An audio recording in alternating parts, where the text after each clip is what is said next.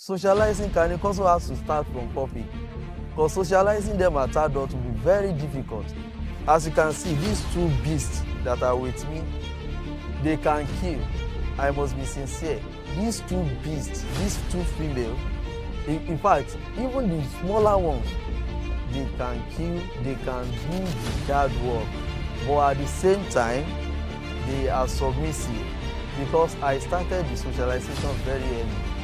It is very difficult at adults, but when they are still when they are puppy, it is easy, because he is a dominant dog.